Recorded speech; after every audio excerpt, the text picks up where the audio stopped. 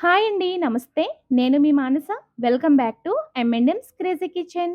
ఈరోజు మన కిచెన్‌లో పప్పు నానబెట్టక్కర్లేదు, ఆయిల్ వాడాల్సిన పని లేకుండా సింపుల్‌గా 2 నిమిషాల్లో ఎంత హడావిడిలో అయినా ఈజీగా చేసుకునే బ్రేక్‌ఫాస్ట్ రెసిపీనైతే మీతో షేర్ చేయబోతున్నాను. ఈ స్పాంజ్ దోసలు ఎన్ని తిన్నా కూడా బోర్ కొట్టదండి. అంత బావుంటుంది టేస్ట్ అయితే. సో, లేట్ చేయకుండా రెసిపీ ఎలా చేసుకోవాలో చూసేద్దాం రండి. స్పాంజ్ దోస కోసం మిక్సీ జార్ తీసుకొని 1 కప్ వరకు ఉప్మా రవ్వ వేసుకోండి. 1 టేబుల్ స్పూన్ వరకు అటుకులు, రవ్వ తీసుకున్న కప్‌తోనే 1 కప్ వరకు ఫ్రెష్ పెరుగు, అరకప్పు వరకు వాటర్ యాడ్ చేసుకోండి. దోసలు మంచి కలర్ రావడానికి 1 టీ స్పూన్ పంచదార, మీ రుచికి తగినంత సాల్ట్ యాడ్ చేసుకొని ఒక 2, 3 నిమిషాలైతే బ్లెండ్ చేసుకోండి.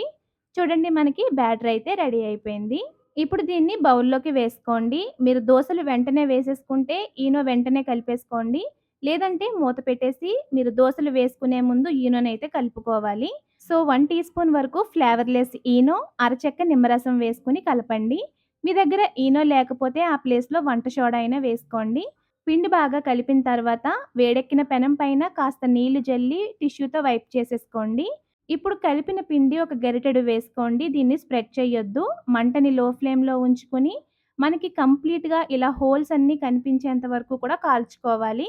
చూసారు కదండీ! హోల్స్ అయితే ఎంత క్లియర్‌గా కనిపిస్తున్నాయో. సో, దీన్ని ప్లేట్‌లోకి తీసేసుకోండి. అలాగే ప్రతి దోసకి ముందు కాస్త నీళ్లు జల్లి ఆ తర్వాత దోస వేసుకోండి. ఈ స్పాంజి దోస తింటుంటే దూదిలా మెత్తగా భలే ఉంటుందండి. దీన్ని సగానికి విరిపి చూసారనుకోండి, తేనె పట్టు ఎలా అయితే ఉంటుందో సేమ్ అదే టెక్స్చర్‌తో ఉంటుంది. దీన్ని ఏ చట్నీతో అయినా కూడా సర్వ్ చేసుకోవచ్చు. సూపర్‌గా ఉంటుంది.